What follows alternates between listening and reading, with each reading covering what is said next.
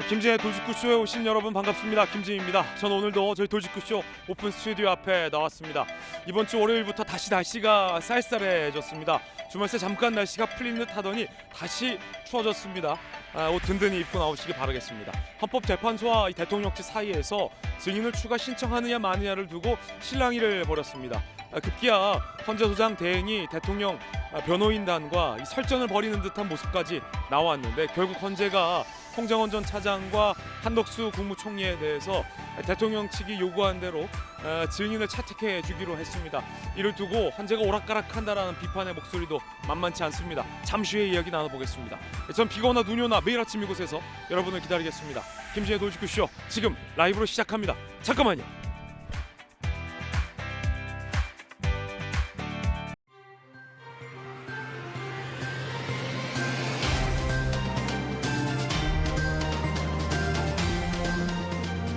신문 읽어주는 남자입니다. 광주의 탄핵 반대 집회와 탄핵 찬성 집회가 각각 열렸습니다. 양쪽의 역사학자 한 명씩이 각각 강단 위에 오르기도 했습니다. 뭐라고 나왔는지 광주 분위기가 상당히 뜨거웠다고 하는데 그 현장 잠시 후에 살펴보겠습니다.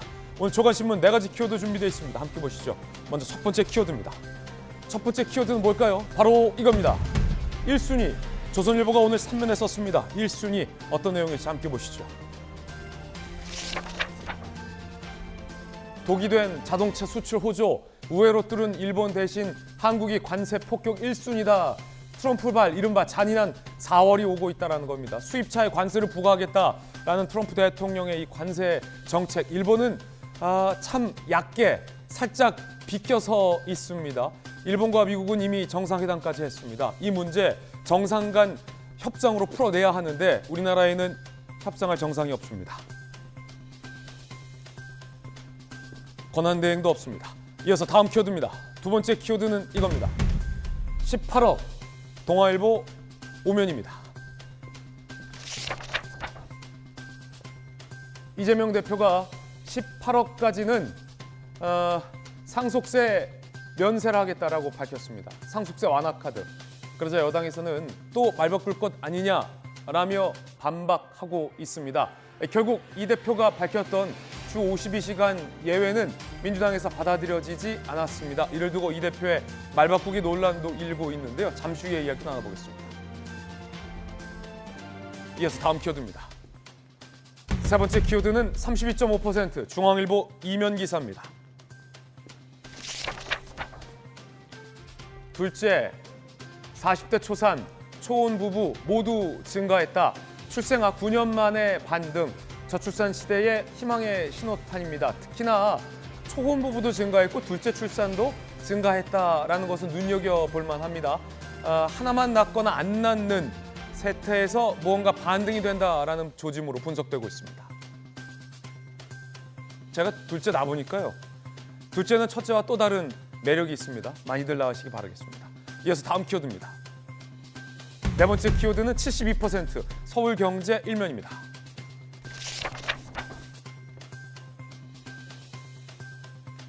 국내 의약품 원료의 해외 의존도가 높아져서 의약품 주권이 흔들리고 있다. 중국과 인도의 원료 없인 약도 못 만드는 나라가 늘고 있다라는 지적이 나오고 있습니다. 일부 의약품은 원료를 구하지 못해서 품절되는 사태도 발생하고 있습니다.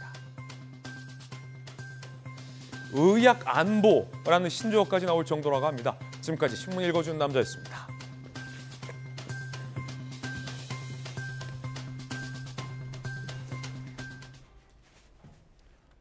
다시 추워진 월요일 아침 오늘 함께 하신 분들 소개해드리겠습니다. 오늘도 법전 들고 나온 정법전 정혁진 변호사님, 국민의힘 혁신위원을 역임한 오신환 전 의원 나오셨습니다. 민주당의 법률위 부위원장을 맡고 있는 조기현 변호사님, 그리고 최고위원 출신의 박성민 전 최고 나오셨습니다. 어서 오세요. 첫 번째 얘기부터 시작하겠습니다. 광주로 가보겠습니다. 광주에서 탄핵에 반대하는 집회, 탄핵에 찬성하는 집회가 불과 한 200여 미터를 사이에 두고 각각 열렸습니다. 1타 강사 역사학자들이 각각 양 강단에 올라섰습니다. 어떤 얘기들이 나왔는지, 얼마나 많이 모였는지, 광주는 얼마나 뜨거웠는지 그 소식 짚어보겠습니다. 첫 번째 이야기 주제 공개합니다. 역사 강사 대 역사 강사 뜨겁고 찬란했던 광주. 전한길 씨와 황윤필 씨가 각각 탄핵 반대와 찬성 집회에 올랐습니다. 들어보시죠. 국민이 뽑은 대통령을 아예 인정하지 않으려는 민주주의에 대한 정면 도전이고, 나아가 반국가적인 행위가 아니고 무엇이겠습니까? 거대 야당 민주당의 횡포로 탄핵 협박 공갈치고 있습니다. 사실 전한길이가 대통령이라 했대도 비상계엄을 선포할 수밖에 없지 않겠습니까? 한국의 민주주의는 광주의 피를 먹고 자란다는 말이 있습니다. 그 피가 뿌려진 이 금남로에 비상계엄을 옹호하고 내란 수괴를 지지하고 학살을 동조하는 자들이 이곳에서 집회를 하겠다라고 합니다. 홀로코스트가 행해진 곳에 나치 추종자들이 그곳에서 집회를 한다는 것입니다. 반국가 세력은 대한민국을 부정하는 자입니다. 헌법을 부정하는 겁니다. 광주가 두 쪽으로 갈라졌습니다. 자, 금남로의 탄핵 반대, 5.18 민주광장에는 탄핵 찬성, 경찰 차벽을 사이에 두고 70m, 200m도 아니군요. 탄핵 반대, 대통령의 탄핵은 부당하다라는 집회에는 경찰 추산 3만 명, 주최 측 추산 6만 명이 모였습니다. 엄청나게 많은 인원들이 모였어요. 5.18 민주광장에서 탄핵해야 한다라는 집회에는 경찰 추산 1만 명, 주최 측 추산 2만 명, 그러니까 탄핵 반대보다는 인원이 좀 적긴 했습니다만 각각 탄핵 반대와 탄핵 찬성, 경찰 차벽을 불과 저렇게 가까운 거리를 사이에 두고 양쪽으로 광주가 두 쪽으로 갈라졌다라는 언론 보도가 많이 나오고 있습니다. 자, 지금 뭐 각각 전한길 씨와 황윤필 씨 이야기 들어봤는데 일단 정혁준 변호사님, 네네. 어떻게 들으셨습니까? 황윤필 씨는 이제 여권과 이 탄핵 반대하는 저렇게 많이 탄핵 반대 집회에 참석한 자들에 대해서 학살 동조자들이다라고 규정을 했고요. 전한길 씨 같은 경우에는 이제 야당을 비판하며 나 같아도 계엄했을 거다라고 비판을 했습니다. 어떻게 들으셨습니까? 글쎄요, 제가 봤을 때 지난 토요일 집회는 뭐 KO까지는 아니지만 압도적인 판정승 아니었을까 생각이 되는 게, 첫 번째 숫자도 중요한 것 같습니다. 숫자가 3만인지 6만인지 뭐 그런 그 숫자도 중요하지만 더 중요한 거는 차이 아니겠습니까? 경찰 추산으로 보나 아니면 주최 측이 스스로 추산한 것으로 보나 3배 정도는 차이가 났다라고 하는 게 인정되는 것이 아닌가. 더 중요한 건 뭐냐면요, 장소잖아요. 저기가 어디입니까? 광주란 말이에요. 광주는 홈앤어웨이로 따지면은 그러면 누구의 홈구장이겠습니까? 민주당의 홈구장이잖아요. 그러면 제가 생각을 해보니까 저건 뭐랑 비슷하냐면 삼성 라이온즈가 광주에서 그 게임을 하는데, 그런데 삼성 라이온즈 팬들이 광주 타이거스 팬들보다 3배가 더 많이 왔다는 이야기 아니겠습니까? 더군다나 저기에 삼성 라이온즈의 그 피처가 어떤 피처가 왔습니까? 이제 막 등판한 별로 이름이 없는 이제 막 뜨기 시작한 그런 피처 혼자 나온 거예요. 그런데 그 기아 타이거스에는 국회의원들 다 나왔다면서요. 심지어 이재명 대표도 마음은 광주에 가 있지 않았겠습니까? 그래서 제가 보니까 뭐 누구 광주에는 국회의원 다 나오고, 그 다음에 전남지사 나오고 광주시장 나오고, 저 집회 다 총력전을 벌였음에도 불구하고 3분의 1밖에 모이지 않았다. 그 이야기는 뭐냐면 그 기아 타이거즈에서 선동열이 나온다라고 그렇게 광고했음에도 불구하고 팬들이 가지 않았다는 거 아닌가. 저는 그 생각이 들고요. 또 시점도 중요합니다. 지금이 이제 2월 중순 넘어가고 있지 않습니까? 이제 빠르면은 3월 초에는 이제 그 탄핵 선고가 나올 수도 있는 것이 아닌가, 그런 시점인데, 그렇다라고 하면 또 프로야구 예를 들어보면 코리안 시리즈를 놓고 누가 코리안 시리즈에 나갈 수 있을 것인가, 1등이냐 2등이냐, 탄핵이냐 아니면 기각이냐, 이것이 점점점 무르고 있고 있는 이 시점인데, 그럼에도 불구하고 저런 차이가 났다. 이런 부분들에 대해서 아무리 민주당은 외면하고 싶겠지만 이건 외면할 수 없는 그러한 민심들이 보이고 있다. 들썩들썩 거리고 있다. 저는 그렇게 보여졌습니다. 박성민 전 최고는 어떻게 보셨습니까? 일단 그 광주라고 하는 곳이 보통의 지역은 아니지 않습니까? 그러니까 그 민주화의 성지이고 계엄군에 맞서서 싸웠던 사람들의 피와 땀과 눈물이 뿌려진 곳에서 대통령의 불법적인 계엄을 옹호하고 심지어 지금 전환길 씨는 뭐라 그러죠? 나 같아도 내가 대통령이었어도 계엄했다 이런 이야기를 하면서 계엄령이 아니라 계몽령이다 이런 주장을 펼치고 있는데 이거는 사실 민주 시민들을 모욕하는 발언이라고 생각하고 특히 저런 집회가 광주에서 열렸다라고 하는 것은 우리의 역사를 부정하는 일이라고 생각합니다. 지금 대통령에 대해서 이 탄핵이 가결되고 지금 파면이 되냐 마냐를 이제 기다리고 있는데 이거는 단순히 어떤 정책적 차이에서 기인한 게 아니고 대통령이 계엄이라고 하는 것을 선포하는 과정 중에 절차적 요건도 지키지 않았고 어떤 명분도 전혀 부족한 상태로 이런 일들을 벌였기 때문에 민주시민들 입장에서 굉장히 분노할 수밖에 없는 거거든요. 근데 여기에 대해서 아직까지도 대통령은 사과 한 번을 제대로 안 하고 있고 여전히 이제 본인의 계엄령은 정당했다 이렇게 주장하고 있는데 이것을 옹호하는 거 그러니까 내란으로 옹호하는 거는 저는 애국이 아니라고 봅니다.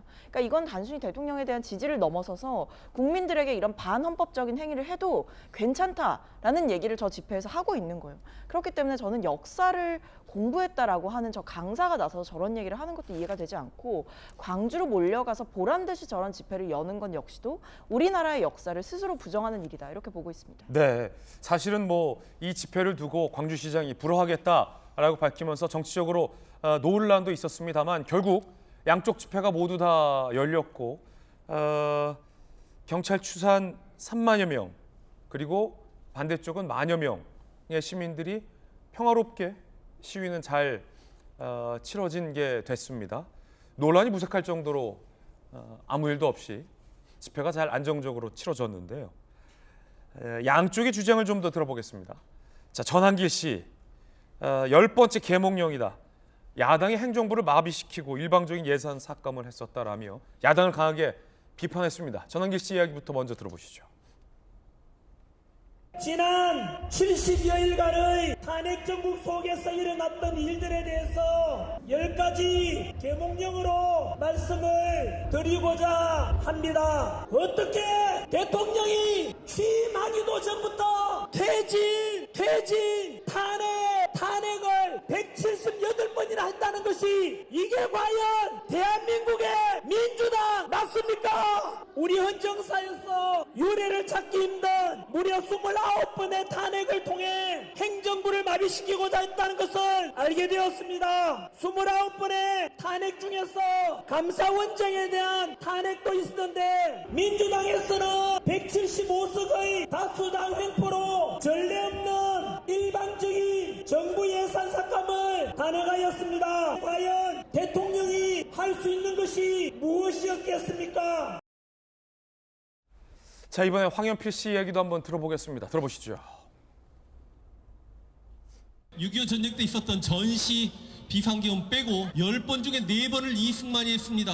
4.19 때 비상계엄 선포해서 수백 명이 죽고 그 다음 박정희가 비상계엄을 4번 합니다. 부망쟁 때 비상계엄을 선포해놓고 캄보디아의 킬링필드처럼 우리도 100만 명 죽이면 조용해지지 않겠냐라는 차지철의 말에 미소 짓고 웃다가 김재규의 총을 맞고 죽었습니다. 그런데 윤석열의 비상계엄은 용납하고 안 하고를 떠나서 코믹스럽습니다.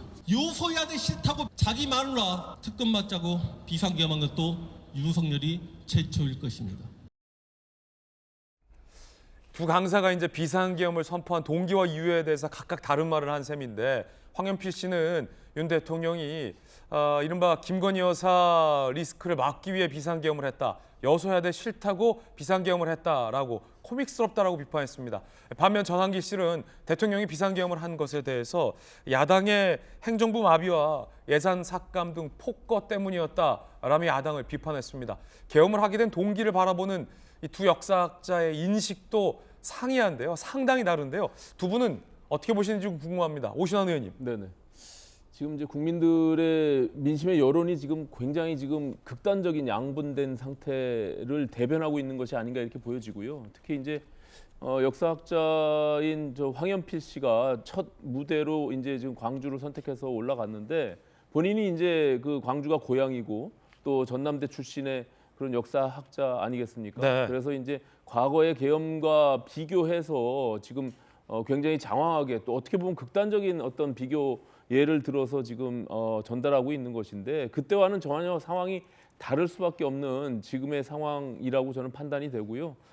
전한길 씨가 계몽령이라고 주장하는 부분들은 그 이면에 본인도 계엄 이후에 민주당에 무도하고 거의 일방적인 어떤 국정 운영 또 국회에서의 어떤 독주하다시피 한 저런 탄핵의 저런 행위들이 본인이 이제 깨우쳤다라는 어떤 측면에서 전달하고 있는 것이거든요. 그러니까 그런 측면에서 보면 양쪽의 비교가 조금 나아가도 좀 많이 나갔다 이런 판단이 좀 들고요. 특히 황영필 씨는 지금 6.25 전쟁을 예를 들었지만 지금 현재 2010년도 이후에는 그런 발언들을 하고 있지 않지만 과거에 6.25 전쟁과 관련해서 미국이 연출 각본 시나리오를 쓰고 미국이 일으킨 전쟁이라고 발언했던 그런 장본인입니다.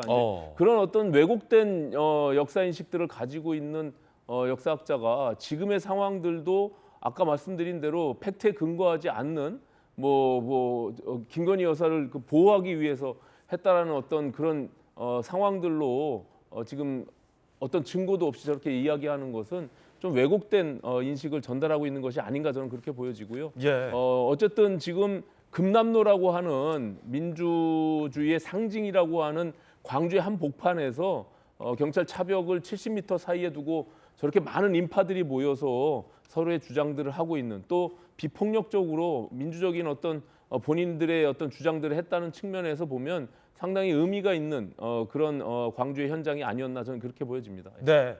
황영필 씨 주장에 대한 어떤 반박 오신환 전 의원이 주셨는데요. 조경 변호사님은요?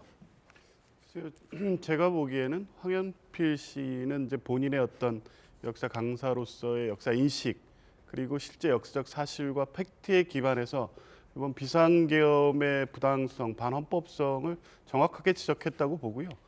전한길 씨는 뭐 최근의 모습은 윤석열 대통령 그 자체와 똑같다고 보입니다. 어제는 비상계엄을 설명하면서 사실상 윤석열 대통령의 12월 3일 담화문 내용을 사실 그대로 똑같이 읽었다고 보면 되지 않겠습니까? 비상계엄을 하게 된 이유가 민주당의 폭거, 뭐 예산, 또 탄핵 이 얘기 대통령이 이것 때문에 하겠다고 하고 그래서 반국가 세력을 일거에 척결하겠다는 게 12월 3일 담화문이었습니다. 지금 그 얘기하고 있는 거 아닙니까? 그렇다면 지금 그 내란 우두머리로 구속 기소돼 있는 대통령 탄핵 소추 의결돼서 지금 곧 탄핵 심판 결정을 앞두고 있는 대통령은 이렇게 만들어 놓은 법체계 자체를 전부 다 지금 부인하고 있는 거 아닙니까?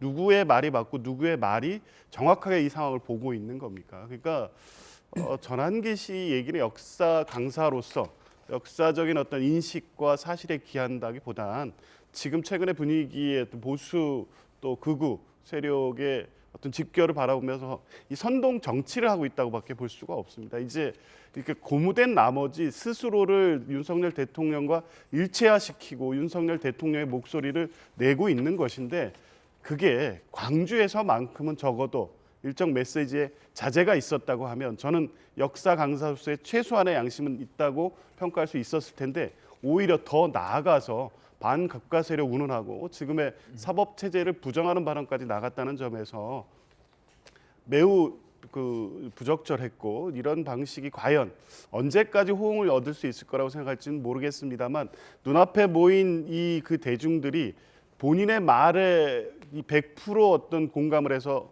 모이고 있는 자발적 대중이라고 보기 어려운 측면 분명히 있습니다. 그 집회 참여 인원 같은 경우에도 보면 박지원 의원 등 광주 전남 지역 국회의원들이 본 바에 의하면 이게 광주 또 전남 지역 시민들의 개별적 개인적 참여가 아닌 부분이 분명히 있었거든요. 그런 측면에서 보면 광주의 민심이 1대3으로 뒤집혔냐?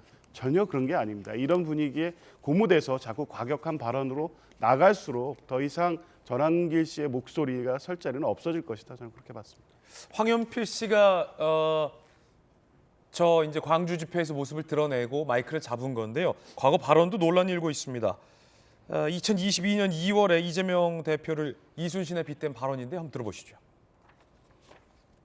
최소한 5년 동안에 이순신이 7년간 전장에서 보여줬던 그 능력을 대한민국을 위해서 발휘할 수 있는 인물이다라고 생각을 합니다. 윤석열 후보는 그냥 대통령이 되고 싶은 자인 것 같습니다. 능력은 없으면서 자리만 탐하는 윤석열은 바로 그 원균 같은 자이다. 이런 원균 같은 인물에게 전 세계 전시 상황에 우리 국가의, 우리 개개인의 안보와 생명과 외교와 국방을 맡긴단 말입니까?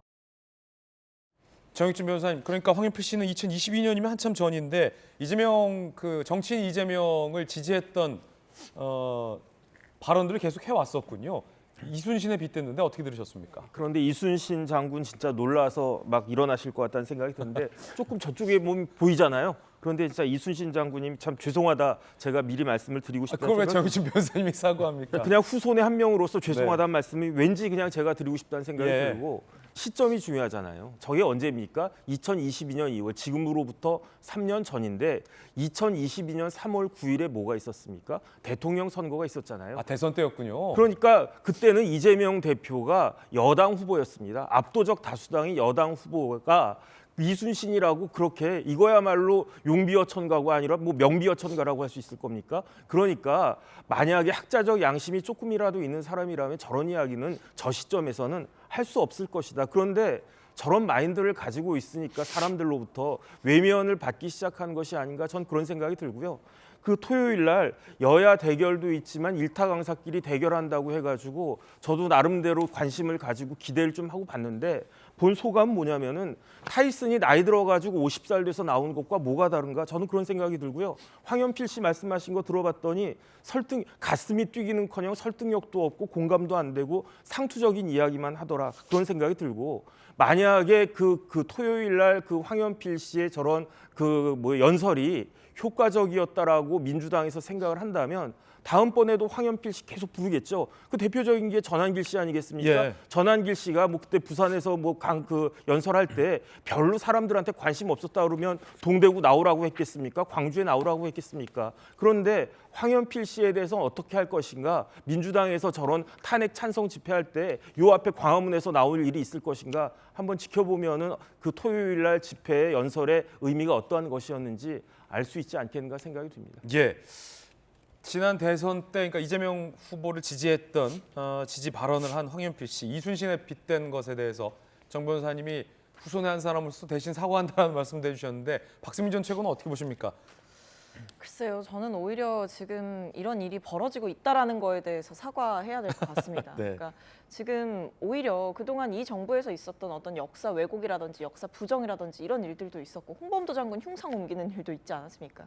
그러니까 지금 그 시기를 다 넘어서고 지금 대통령이 이렇게 불법 개헌까지 선포를 해놓고도 여전히 본인의 개헌은 정당했다라고 주장을 하고 있는데 심지어 여당에서조차 이 대통령의 주장을 그대로 읊는 그런 모습을 보여주고 있어요. 이 집회에서 보여준 건 저도 이제 앞서 이 변호사님 말씀에 조기현 변호사님 말씀에 좀 동의를 했는데 대통령의 주장을 그냥 그대로 되풀이하고 있는 거예요. 내 계엄령은 계몽령이었고 그럴만했고 민주당은 잘못했고 그러니까 계엄령은 정당하다 이런 얘기를 하고 싶은 것 같은데 사실이 다르죠. 왜냐하면 뭐 예산 삭감, 입법 폭주 이렇게 얘기하는데 그럼 첫 번째 왜 총선에서 야당에게 그렇게 의석을 몰아주셨을까요? 정부가 제대로 못했기 때문입니다. 정부에 대한 심판이 있었던 거고요. 그럼 거기에 대해서 먼저 반성을 해야지 여당과 이 윤석열 대통령은 부정선거를 주장하지 않습니까? 그리고 더 나아가서 그럼 이 총선이 지나고 나서 그럼 야당과의 어떤 협치를 통해서 무언가 정치를 해보려고 했느냐. 대통령 뭐라 그랬습니까? 헌재에서 본인이 시정연설 왔는데 박수도 안 쳐줬다 이런 얘기했습니다. 그러니까 오죽하면 이 야당 일각에서는 뭐 삐져서 계엄했냐 이런 얘기 나오는 거죠. 박수 2번만 안 쳤다가는 계엄을 뭐 2번 하겠다 이런 비판도 나오고 있습니다. 그러니까 이게 대통령이 지금 이야기하고 있는 것들이 얼마나 근거가 부족한 얘기이고 심지어는 부정선거에 대해서 그 신원식 실장마저도 동조를 못하고 있어요. 헌재에 나와서 뭐 가정을 전제로 하는 거에 대해서는 답변 드릴 수 없다 이렇게 얘기하면서 대통령 측의 주장에 힘을 싣기는커녕 지금 주요 관계자들이 거리를 두고 있단 말입니다. 그러니까 이만큼 대통령은 부족한 근거와 부족한 논리로 이 불법 계엄을 덜컥 선포해 버렸는데 그 뒤에 후과는 온전히 대통령과 지금 여당이 감당해야 되는 몫입니다. 근데 여기에 대해서 반성하고 뭔가 해결책을 내놓기보다는 오히려 지금 본인은 떳떳하다라는 식으로 나오니까 국민들은 저는 진짜 분노하고 계시다고 생각합니다. 네. 대통령의 구속을 두고도 이 두 사람의 인식이 달랐습니다. 들어보겠습니다. 전한길 씨와 황현필 씨 이야기 각각 들어보시죠. 야당과 사법부의 부당한 공격으로 우리 윤석열 대통령은 구치소에 억울하게 갇혀 계십니다. 정치와 경제가 지금 무너지기 직전에 와 있고 자유민주주의 체제 자체가 붕괴 직전에 와 있음을 우리 모든 국민이 냉철하게 진단하고 현명하게 대처하는 것이 어느 때보다 중요할 것입니다. 김대중 전 대통령이 가장 크게 잘못한 것 중에 하나가 전두환을 1년 만에 꺼내줬기 때문에 윤석열 일당이 겁대가리 없이 비상기업을 한 거예요. 만약에 윤석열이 다시 대통령 자리에 앉게 되면 국방부 장관, 방첩대 사령관, 수도경비 사령관 다 풀려납니다. 우리는 비상기업의 공포에 살 수가 없어요. 자, 뭐 두 사람의 이야기 계속해서 전해드렸습니다. 많은 언론들이 광주의 양쪽 집회를 취재했습니다. 정치적으로 여야가 논쟁 중입니다. 이른바 탄핵에 반대하는 집회에 3배가량 인원이 더 많이 참석한 것을 두고 진짜 광주 시민은 거기에 없을 거다라는 비판도 야당에서 나오고 있는데요. 언론의 취재에 따르면 그렇진 않았습니다. 광주 시민들도 꽤 많이 참석을 한 것으로 취재되고 있습니다. 자, 호남에 나 같은 사람이 있다는 것도 보여주고 싶었다. 호남에서도 대통령 지지하는 사람이 늘고 있다. 20대, 10대 청년들도 있군요. 호남에도 상식인이 있다는 걸 보이고 싶다. 민주당이 정부 발목 잡아도 호남은 지지한다. 답답해서 나왔다라는 얘기도 있습니다. 사실 굳이 이런 인터뷰를 하지 않더라도 오신환 의원님, 네네. 여론조사상 광주에서도 20% 중후반대 여당 지지자들이 있잖아요. 그래서 아마 저 집회에도 지금 많은 언론들을 보면 호남 및 이 광주 시민들도 탄핵하면 안 된다라는 반대 집회에도 꽤 많이 참석을 했다라는 보도들도 나오고 있는데 어떻게 보십니까? 잠시 후 얘기해 보겠지만 박지원 의원 같은 경우에는 다 외인 부대다라는 비판도 하고 있어요. 그러니까 이제 민주당 입장에서는 뭐 금남로라고 하는 민주주의의 상징의 공간, 그리고 호남에서 저렇게 대규모 집회가 열렸다는 거에 대해서 상당히 좀 내용적으로 폄하하고 싶은 그런 생각이 들 거예요. 한데 그 호남의 인구, 광주의 인구 외의 인원들도 분명히 있었겠죠. 하지만 저렇게 많은 인원들이 목소리를 내고 있다는 것에 대해서 한번 되새겨 볼 필요는 분명히 있다. 그런 측면에서 저런 것들을 평가해야 되는 것이라고 저는 생각하고요. 특히 지금 금남로의 탄핵 찬성 집회에는 많은 민주당의 국회의원들이 참석을 하지 않았습니까? 그런데도 불구하고 지금 탄핵 반대 집회는 소위 기독교 단체가 주최하는, 그리고 국민의힘의 의원들이 대규모로 집회에 참여하고 있는 그런 집회가 아니에요. 그렇기 때문에 서로 질적인 상황들이 굉장히 좀 다르다라는 판단이 쓰고요. 그런 과정에서 오히려 이재명 대표를 중심으로 민주당의 의원들이 저렇게 우회적으로 동원을 하려고 하는, 오히려 탄핵 찬성 집회에 참석하라고 독려하는 저런 모습들이 지금 계속 나타나고 있잖아요. 그럼에도 불구하고 저렇게 광주 시민들이 어찌 보면 자발적으로, 특히 젊은 층에서 저런 목소리들을 내고 있다는 것에 대해서 왜 저런 현상이 일어났는지에 대한 어떤 내면적인 그 의미를 좀 바라봤으면 좋겠다라고 판단이 듭니다. 처음에 비상계엄이 일어났을 때 대다수의 여론들이 거의 10% 수준에 머물러 있었는데, 그것이 지금 굉장히 증폭되어 가고 있는 과정 속에서 비상계엄이 곧 내란이라고 하는 등치시키는 과정들이 굉장히 조급성을 가지고 어떻게 절차적 정당성을 부인하면서 몰고 간 측면이 분명히 있다. 그렇기 때문에 지금 헌재의 판결도 국민들이 지금 주목하고 있는 것이고요. 그런 과정에 있어서도 굉장히 좀 신중하고 또 정당성을 부여하면서 밟아가야지만이 오히려 민주당이 갖고 있는 조급성들이 오히려 국민들이 그걸 상쇄할 수 있다, 이렇게 판단이 되기 때문에 저는 앞으로의 과정들도 민주당이 그런 어떤 조급성을 보이게 되면 굉장히 큰 문제가 발생할 수 있다, 저는 그렇게 판단하고 있습니다. 예. 자, 참석 인원과 과연 광주 시민이 몇 명이나 갔느냐를 두고 여야 사이의 논쟁 아닌 논쟁도 있는데 함께 보시죠. 자, 홍준표 대구시장 80년대 이후 수만 명 보수단체 집회 금남로 개최 처음이다. 광주가 변하고 있다라는 분석을 내놨고요. 박지원 의원, 외인 부대가 수많은 버스로 동원시킨 거다. 광주가 쪼개졌다는 주장은 억지 주장이다. 라는 평가를 각각 하고 있습니다. 조규현 변호사님. 그 경찰 추산 집회 뭐 3만 대 1만 이랬다고 해서 여론이 3대 1로 뒤집혔다고 볼 분이 있을까요? 전혀 그렇지 않을 거고요. 오히려 어제의 집회를 계기로 해서 광주 시민들이 굉장히 화가 더 많이 나셨을 것 같습니다. 물론 자발적 참여자 또 국민의힘 지지자, 대통령 지지자 있겠죠. 그런데 주 어제 집회 참여의 핵심 동력은 실제 세이브 코리아라는 기독교 단체의 조직적 참여가 있었다는 것은 부인할 수 없는 사실 아닙니까?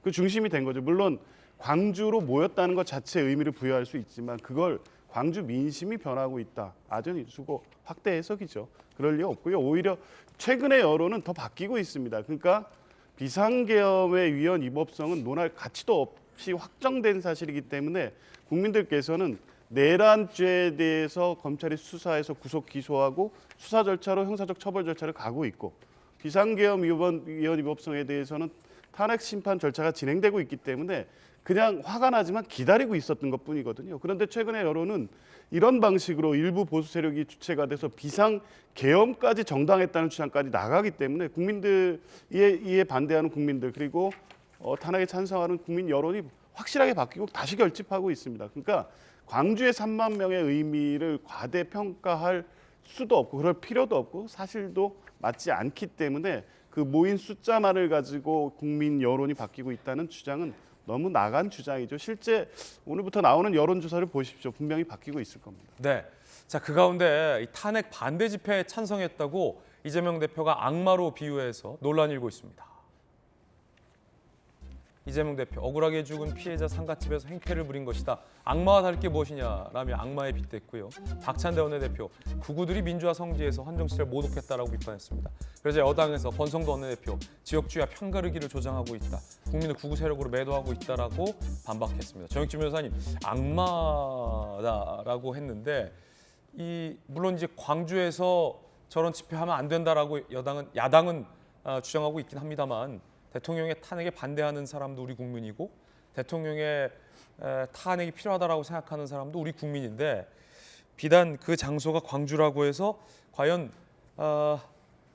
야당 대표 입에서 악마라는 비유가 나왔는데 어떻게 들으셨습니까? 글쎄요, 표현이 과하다는 것은요 그만큼 당황하고 있다는 이야기 아니겠습니까? 만약에 뭐 광주가 아니고 대전이든 뭐 수원이든 이런 데에서 저런 차이가 났다라고 한들 이재명 대표가 그렇게까지 뭐라고 했겠습니까? 아니 심지어 개항에서 저런 그 집회가 있었는데 본인 지역에서 여야 차이가 이렇게 난다고 한들 이재명 대표가 그렇게 했을 것인가? 민주당의 텃밭에서조차 저런 모습이 보여지니까 그만큼 이재명 대표가 당황하고 그러니까 악마라고 하는 건 좀 지나친 거잖아요. 어떻게 사람을 악마화합니까? 그다음에 그 박찬대 그 원내대표가 좋은 말씀하셨는데 광주는 대한민국 역사에 있어서 민주화 성지 맞죠. 그러니까 민주화 성지에선 뭘 할 수가 있는가? 언론과 집회 결사의 자유가 있어야 되는 거 아니겠습니까? 그러니까 거기에서는 이렇게 우리 그 선배들이 이 광주에서 피를 흘렸으니까 왜 피를 흘렸습니까? 민주화 쟁취하는 거잖아요. 민주화가 뭡니까? 민주라고 하는 거는 내가 하고 싶은 말을 할 수 있게끔 하는 게 그게 민주주의 아니겠습니까? 그런데 왜 민주화 성지라고 해놓고 행동은 정반대로 하는 것인가? 민주화 성지라고 하는 곳은 다른 나한테 쓴소리 한다고 해서 입틀막 하는 그러한 곳이 민주화 성지입니까? 그건 아니잖아요. 심지어 광주시장 뭐라고 그랬습니까? 그다음에 민주당 국회의원 뭐라고 그랬습니까? 그다음에 민주당에 이제 얼마 전에 사퇴했지만 교육연수원장 뭐라고 했습니까? 말라 비틀어지게 한 거잖아요. 사람이든 뭐 식물이든 동물이든 말라 비틀어지면 뭐가 됩니까? 그러면 쓰레기가 되는 거잖아요. 그래서 쓰레기장에 모이라고 한 건가? 이런 식의 민주당의 그 너무 과한 이야기는 오히려 사람들을 심지어 광주 시민들조차도 자극하고 오히려 반감을 일으키는 것이 아닌가 저는 개인적으로 그런 생각이 듭니다. 이재명 대표의 저 악마 비유에 대해서 여당에선 지나친 논리 비약이다라는 지적도 나오고 있습니다. 정익준 변호사님, 그러니까 대통령 탄핵에 반대한 분들이 대통령의 계엄을 찬성한다라고 볼 수 없고 저 집회에 나온 분들이 전두환 군부의 이 계엄 이후에 어떤 광주 시민 학살에 대해서 찬동한다라고 볼 수 없는데 그거를 다 이재명 대표가 등가시키고 있잖아요. 저 집회에 나온 분들은 대통령의 계엄을 옹호하고 전두환 군부의 광주 시민 학살도 옹호하는 사람들이다. 그렇기 때문에 상가집에 와서 행패 부리는 악마다라고 다 이렇게 등가시키는 논리에 대해서 여당에서 지적도 나오고 있는 건데 어떻게 보십니까? 예를 들어서 토요일 날 집회에 뭐 한 300~400명 정도 모여 있다. 그다음에 그 사람들이 굉장히 과격한 행동을 했다. 그러면 저건 좀 과한 거 아니냐? 그러면서 표현이 악랄한 표현이 나갈 수 있을 텐데 저기에 몇 명이 갔다는 겁니까? 경찰 추산 비공식이긴 하지만 3만 명, 주최 측 추산 6만 명이잖아요. 최소한 3만에서 6만 명 정도 된 사람들이 저기 갔는데 예컨대 제가 거기 갔다고 쳐봐요. 그러면 이재명 대표는 나를 악마라고 하는 것인가? 이런 생각을 몇만 명이 하는 거 아니겠습니까? 대통령 후보 빨리 조기 대선 벌어져가지고 본인이 대통령 후보로 나가겠다라고 하시는 분이 몇만 명의 우리 국민들을 악마로 만들겠다는 것인가? 그거는 굉장히 큰 실수했다는 생각이 들고요. 차라리 그 월드컵 때처럼 저희 조금 전에 보니까 그 전한길 씨 빨간 옷 입고 나왔잖아요. 그냥 붉은 악마들이 모였네 이렇게 허허 이렇게 했으면은 그냥 넘어갈 수 있었을 것을 너무 진지하게 이렇게 한 것을 보니까 그건 좀 적절하지 않았던 생각이 듭니다. 서울대에서도 탄핵 반대 집회와 찬성 집회가 나뉘어 열렸습니다. 얼마 전 연세대학교에서도 탄핵 반대 성명과 탄핵 찬성 성명이 나뉘어서 열리기도 했는데 자, 서울대로 이번엔 가보겠습니다. 윤석열을 즉각 퇴진하라! 헌법재판소는 윤석열을 파면하라!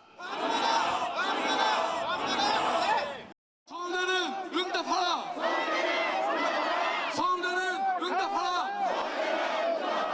탄핵 반대! 탄핵 반대! 자, 청년들 사이에서도 연세대에 이어 서울대학교까지 탄핵 반대, 탄핵 찬성 집회가 나뉘어 열리고 있습니다. 이번에 저희가 준비한 다음 이야기입니다. 두 번째 주제 공개합니다. 헌재가 한독수 권한대행 국무총리에 대해서 증인 필요 없다더니 결국 증인 채택을 했습니다.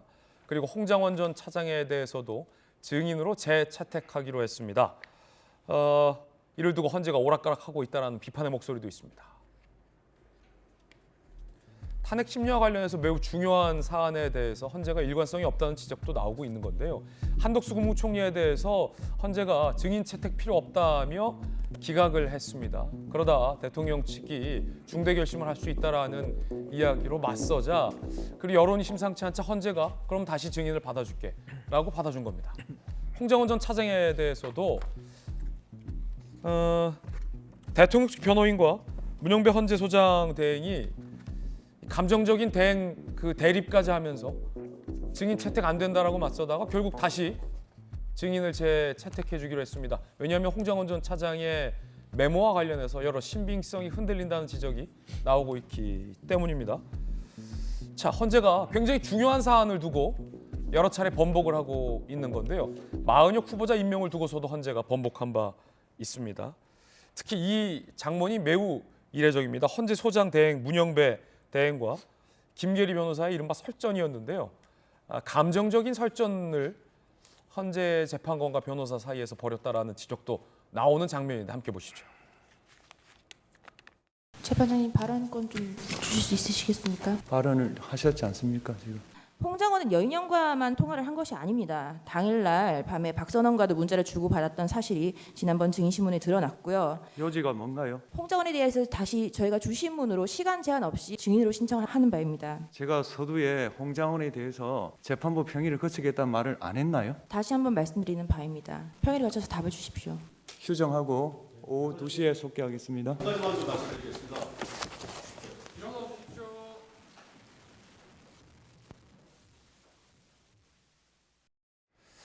여러분 어떻게 들으셨습니까? 헌재 소장 대행과 대통령 측 변호인 간의 어떤 감정적인 설전이 아니었냐라는 분석도 나오고 있는데 저는 법조인 두 분 나오셨으니까 정혁진 변호사님 저 장면을 좀 앞뒤 배경을 해보면 조태용 국정원장이 나와서 그에 앞서 홍장원 전 차장의 메모와 관련된 진술들이 사실과 맞지 않다라는 증언들을 국정원 원장이 나와서 했습니다. 그러자 대통령 변호인단 측에서는 앞선 홍장원 전 차장의 진술이 CCTV 등 객관적 사실과 맞지 않다라며 다시 증인 신문을 해야 한다라고 요청을 했지만 문영배 헌재소장 대행이 내가 앞서 증인 안 된다라고 말하지 않았냐라며 대통령 변호인단 측과 좀 신경질적인 반응을 좀 보이는 그런 장면이에요.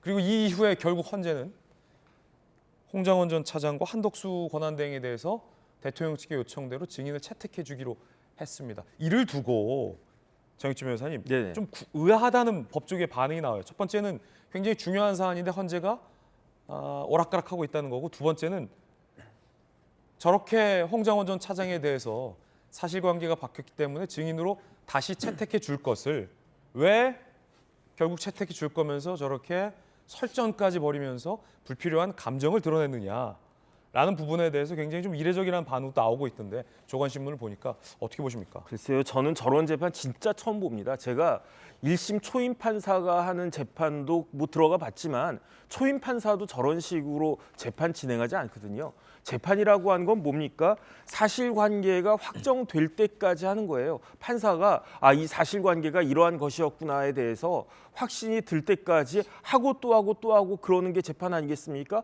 그렇게 해서 본인이 이거는 당사자가 이렇게 주장한다고 하더라도 이러한 사실관계였구나라고 본인이 확신이 드는 상태에서 그 다음에 법률 적용하는 거는 뭐 판사님들은 법률 전문가니까 법 적용하는 건 그렇게 어려운 게 아니거든요. 그러니까 재판이라고 하는 거는 사실관계를 확정하는 것이 키포인트인데, 그런데 지금 그 대한민국 국민 중에 홍장원 말이 맞는지 조태용 말이 맞는지 알 수 있는 사람이 누가 있습니까? 그다음에 제일 중요한 게 국무회의라면서요. 그런데 국무회의에서 넘버 2인 한덕수 총리가 나와가지고 한마디라도 하는 게 필요하지 않다라고 생각하는 사람이 있겠습니까? 그럼에도 불구하고 재판부가 저렇게 재판 진행하면서 어떻게 사실관계에 대해서 다 안다라고 할 수 있을 것인가? 지금 저기 계신 8명의 헌법재판관들은 다 궁예입니까? 관심법 가지고 있습니까? 딱 보면 저 사람 무슨 생각하는지 머리부터 발끝까지 딱 다 스캔이 됩니까? 그렇지도 않잖아요. 그러니까 마치 그냥 시간 때우는 식으로 저렇게 재판 진행하는 거는요, 제 생각에는 있을 수 없고, 정말로 공직선거법 같이 예외적인 그런 케이스가 아니면은, 그러면은 진짜 납득할 만큼 충분히 그 조사를 한 다음에 결론을 내려야 되는데, 그런데 더더군다나 지금 그 굉장히 의미 있는 말을 저 문영배 재판관이 했는데, 문영배 재판장이 뭐라고 그랬습니까? 이걸 갖다가 이렇게 들면서 바로 저 재판이었던 것 같은데, A4 용지 이렇게 막 들면서 지금 내가 내 마음대로 하는 게 아니고 대본대로 한다고 그랬어요. 어떻게, 저는 재판을 대본 가지고 하는 재판은 처음 봤습니다. 뭐 재판이 뭐 연기입니까? 뭐 재판이 드라마입니까? 어떻게 재판장이라고 하는 사람이 우리 재판에, 더군다나 대통령을 탄핵할지 말지 결정한 그런 재판에 대본이 있다라고 이야기하는지 저는 도저히 납득이 되지가 않고요. 그렇다라고 하면 그 대본을 누가 썼는가? 만약에 제가 재판받을 때 제 눈앞에 보이는 재판장이 나를 재판한 줄 알고 있었는데, 알고 봤더니 뒤에서 뭐 대본 쓰면서 조종하는 사람이 있다? 그럼 그 재판에 승복할 수 있는 사람이 있겠는가? 저는 그런 생각이 들면서 이번 재판은, 이번 그 탄핵 심리 재판이요, 보다 진짜 처음 보는 그러한 그 탄핵 심리이고, 정말로 밝혀져야 될 것이 너무너무 많은 것이 아닌가, 개인적으로 그런 생각이 듭니다. 조규현 변호사님. 저도 저런 재판 처음 봤습니다. 재판장인 문영배 소장이 명확하게 소송 지휘를 하고 있는 겁니다. 그리고 아까 홍장원 1차장에 대한 증인 신청 부분, 채택 부분요, 안 된다고 바로 기각한 게 아니었습니다. 평의를 거치겠다라고 얘기를 했고, 그리고 재판이 진행된 겁니다. 그런데 김계리 변호사가 또 문제 제기를 합니다. 그러니까 똑같은 얘기를 반복하면서 그냥 재판부를 공격하는 겁니다. 지금 문영배 소장의 어떤 신빙성이나 공정성 문제를 제기하기 위해서 불필요한 주장을 계속하면서 공격하는 거고요. 이미 명백히 문영배 재판장이 이건 평의를 거쳐서 결정하겠다는 얘기를 했음에도 불구하고 저런 얘기를 하니까, 평의를 거치지 않았습니까? 거친다고 하지 않았습니까? 그렇게 지휘를 한 거죠. 이제 그런 부분이 있었던 거고요. 그리고 김계리 변호사 같은 경우 대표적으로 보면 오죽했으면 윤석열 대통령, 피청구인 윤석열 대통령이 말리느라고 정신이 없습니다. 그만큼 절제되고 법리에 의해서 탄핵소추 사유를 다루는 게 아니라 오로지 헌법재판관들의 신빙성과 공정성을 공격하기 위한 방식으로 소송 지휘권을 무력화시키고 있기 때문에 그 부분에 대해서 단호하게 정리한 겁니다. 정혁진 변호사님이 그 서류, 그 절차 진행에 대해서 얘기했는데, 계속 이런 방식으로 재판부를 공격하고 소송 지휘권에 대한 문제 제기를 하니까 지금 문영배 소장이 혼자 개인적으로 독단적으로 어떤 결정을 하는 게 아니다. 그러니까 시나리오라는 거는 절차 진행 관련해서 이 평의를 거쳐서 증인 채택 문제라든가 증거 채택 문제라든가 증거 조사에 관련돼서 평의를 통해 만장일치로 정리된 내용으로 그날 재판을 진행하기로 한 내용을 정리해 갖고 와서 그거에 따라 하고 있는 겁니다. 그러니까 이 부분을 얘기한 건데 마치 이게 재판진의 공정성을 상실한 것처럼 계속 주장하고 재판이 끝나고 나면 외부에서 문영배 소장 개인을 다른 방식으로 이렇게 공격하면서 결국에 모든 게 이게 탄핵 사유의 기각을 위한 법적 절차가 아니라 불복을 위한 어떤 빌드업처럼 진행되고 있기 때문에 이 부분에 휘둘리지 않겠다는 의지를 헌법재판소가 좀 분명히 보여주고 있다고 보여지고요. 증인 채택 관련해서 한덕수든 홍장원 1차장에 대한 다시 채택이든 간에 사실은 이미 저는 뭐 더 이상 증인신문을 통해서 확인할 사실관계도 없다고 봅니다. 다만 이 문제를 일부 사실관계, 조태영 원장의 CCTV의 한 장면을 이유로 해서 마치 메모 자체의 신빙성이 다 흔들린 것처럼 주장을 하기 때문에 그렇다고 하면 한번 뭐 당신들의 그와 관련된 구체적 주장을 추가적으로 들어보겠다는 정도의 취지이지 홍장원 1차장의 메모의 신빙성이 흔들린 것도 아니고요. 14명의 체포 명단이 뭐 홍장원 혼자 얘기하고 있는 겁니까? 방첩사에서 내려간 지시가 있고 방첩사 연영사령관이 조지호 청장한테 한 내용도 있습니다. 정확하게 일치한 메모들이 여러 군데 돌아다니고 있는데 홍장원 하나 공격하면 이 사실관계가 없어지는 게 아니지 않습니까? 자꾸 이런 방식으로 헌법재판소를 공격하기 때문에 지금 헌법재판소는 더 단호하게 할 거고요. 아마 20일 이후에는 어떤 주장을 하더라도 받아들이지 않을 것이고 그게 맞다고 봅니다. 예, 홍장원 전 차장이 증인으로 다시 불려 나오게 됩니다. 왜냐하면 앞서 최초의 메모를 작성했던 시간과 장소에 관련된 진술이 CCTV상 사실이 아니다라는 국정원장의 반박이 나왔기 때문입니다. 들어보시죠. 당시 국정원장 관사 입구에 있는 공터였기 때문에 서서 제 포켓에 있던 메모지에다 막 적었었습니다. 홍장원 차장이 11시 6분에 국정원장 공관 앞에 어두운 공터에서 갑자기 이제 메모를 쓰게 돼서 주머니에 있는 메모지를 꺼내가지고 급히 썼다라고 했는데 저희가 확인을 해보니까 11시 6분이면 홍장원 차장은 거기가 아니고 청사에 있는 본인 사무실에 있었습니다. CCTV로 확인을 했습니다.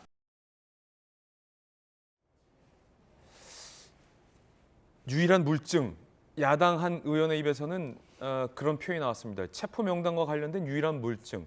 박선원 의원이 앞서 그 메모를 공개하기도 했었는데 왜 박선원 의원이 저 메모를 갖고 있는지도 의아하다라는 여권의 비판도 있습니다. 자, 국정원장의 이 진술이 나왔기 때문에 대통령 측에서는 다시 홍장원 전 차장을 증인으로 불러달라라고 앞서 이 재판관과 신경전까지 벌인 건데요. 결과적으로 홍 전 차장의 진술이 CCTV와 맞지 않다. 홍 전 차장은 몇 언론에 나와서 이렇게 반박을 했습니다. 들어보시죠. 보안시설인 국가정보원의 CCTV를 공개하면서까지 말씀하시는 몰랐고요. 국정원이 CCTV가 있으면 제가 8시 이후, 그러니까 8시 22분 대통령과의 통화 이후에 국정원에 들어와서 제 행적이 분단이 아니라 초단위로 보이겠네요. 그럼 어느 지역에서 메모를 했고 어느 지역에서 뭐 통화를 했던 부분이 샅샅이 나타날 텐데 11시 6분에 사무실에 있었다는 얘기만 하지 마시고 그날의 제 동선을 쭉 연결해서 여인영 사령관과의 통화 내역하고 딱 연결하면 아주 땅마다 떨어지는 내용이 나오지 않을까요? 왜 저한테만 AI의 기억력을 요구하시죠? 저도 그 CCTV나 아니면 통화 내역 등의 과학 정보와 제 인간의 유한한 부분에 있어의 기억을 합쳐서 좀 더 정확한 부분에 있어의 진실을 확인하고 싶습니다. 자, 그러자 한 보도에 따르면 국정원이 헌재가 요구하면 CCTV도 공개할 수 있다라는 얘기도 나오고 있습니다. 참 보도에 따르면 헌재 요청이 오면 내부 CCTV 제출할 것이다라는 얘기도 나오고 있습니다. 저 보도에 따르면 시간대별로 CCTV상 홍 전 차장이 밖에서 메모하는 모습은 없었다라는 국정원 관계자의 이야기도 보도에 전해지고 있습니다. 진실공방, 초유의 진실공방입니다. CCTV 다 공개할 수 있냐라고 홍 전 차장이 반박을 하자 헌재가 요청하면 공개할 수 있다는 겁니다. 어딘가에 내가 메모하는 모습이 있을 것이다 라는 홍 전 차장의 주장과는 달리 몇몇 보도에 따르면 홍 전 차장이 밖에서 메모하는 모습은 CCTV에 포착되지 않았다. 거짓이다 라는 조태용 국정원장의 주장도 나와 있습니다. 여러분 어떻게 생각하십니까? 조태용 원장의 지난 헌재 주장 조금 더 들어보겠습니다. 메모가 도대체 몇 가지 버전이냐라는 의문점도 여권을 중심으로 제기되고 있습니다. 왜냐하면 조태용 원장이 4가지 버전의 메모가 있다라고 얘기하고 다시 언론에 나와서 홍 차장이 메모의 원본이다라면서 한 메모를 흔들었는데 그게 홍 전 차장이 주말에 흔든 그 메모가 지금까지 공개됐던 4가지 버전과 또 다른 메모다라는 논란도 일고 있습니다. 일단 조태용 국정원장의 이야기 들어보시죠.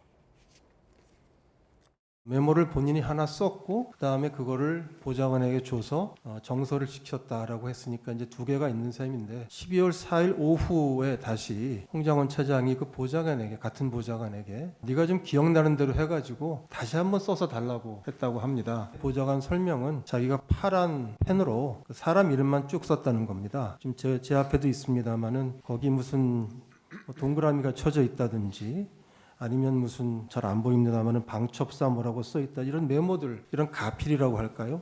이 가필한 부분은 자기가 하지 않았다 하는 겁니다. 3번째 메모 거기에 누군가가 이제 가필을 해서 있는 것이 지금 제가 보고 있는 메모입니다. 결국 메모가 4가지가 있는 셈입니다. 메모가 4가지가 다 다르다. 그러자 홍 전 차장은 이렇게 반박했습니다. 보좌관을 다시 불러서 다시 쓰게 한 건 기억을 검증하기 위한 차원이었다. 어차피 같은 내용이다라는 반박입니다. 첫 번째 메모를 그래도 보고 옮겨 적었던 보좌관이고 나중에 첫 번째 메모는 2번째 메모가 만들어진 다음에 별로 큰 의미가 없으니까 그냥 쭈그러서 버렸거든요. 그래서 한 번 더 다시 한번 정리해봐. 그래서 저 딴에는 뭔가 한번 메모에 있어의 신뢰성이나 내가 잘 정리를 했나? 들었던 내용들을 정확하게 한번 확인해 보기 위한 과정을 지나간 것이죠. 그러면 결국은 3종류의 메모가 있는 게 아니라 3번의 검증 과정을 거쳐서 추경 조태용 원장이 헌재에서 말씀하시는 거 보면 그 3번째 보좌관이 가져온 종이에 제가 덧해서 기억나는 부분을 몇 개 추가로 메모했다는 거 아닙니까? 그러면 그냥 종이는 3장이죠. 똑같은 내용이죠. 그게 어떻게 4종류의 메모가 될 수가 있겠습니까? 자, 그러자 여권에서는 다시 홍 전 차장의 주장을 반박하고 있는데 오신환 의원님, 보좌관을 불러서 기억이 맞는지를 점검하기 위한 차원이라고 했지만 박선원 의원이나 홍 전 차장의 주장과는 달리 저 보좌관은 홍 전 차장이 여인영 방첩사령관과 통화할 때 그 옆에 있지도 않았던 보좌관이라는 거 아닙니까? 전혀 통화 내용을 모르는 보좌관을 불러서 본인이 적은 메모를 보여주며 다시 적게 하고 그 다음 날 네가 어제 적었던 거 다시 적어봐 라고 하는 것이 어떻게 내가 들었던 내용이 맞나라고 보좌관과 함께 기억을 점검하는 과정이 될 수 있겠느냐. 홍 차장의 저 주장은 전혀 상식적이지 않다라는 비판이 여권을 중심으로 나오고 있거든요. 어떻게 보십니까? 그렇습니다. 지금 홍 전 차장이 갖고 있는 발언의 의미와 메모의 증거 능력이 굉장히 중요한 지금 탄핵 과정에서의 그 증거 능력이 있느냐 없느냐가 굉장히 중요한 의미를 갖고 있는데 저는 저 홍 전 차장이 지금 발언하고 있는 의도와 여러 가지 정황상 과연 지금 진실을 얘기하고 있는 것이냐라는 것에 대한 구체적 의문이 있는 거예요. 그리고 특히 이제 CCTV로 만약에 확인이 된다라면 이제 본인이 국정원 앞에 공터에서 그 전화를 받고 메모를 이제 흘려 적었다 이렇게 얘기하고 있는데 그런 어떤 CCTV의 상황이 없다라고 하면 분명한 거짓말로 저것이 확인될 거 아닙니까? 그러니까 헌재 입장에서도 저 부분에 대한 분명한 입증할 수 있는 CCTV를 국정원에서도 제출하겠다고 한다면 그것을 반드시 이제 받아서 확인을 해볼 필요가 분명히 있다. 만약에 홍장원 전 차장의 저 발언들이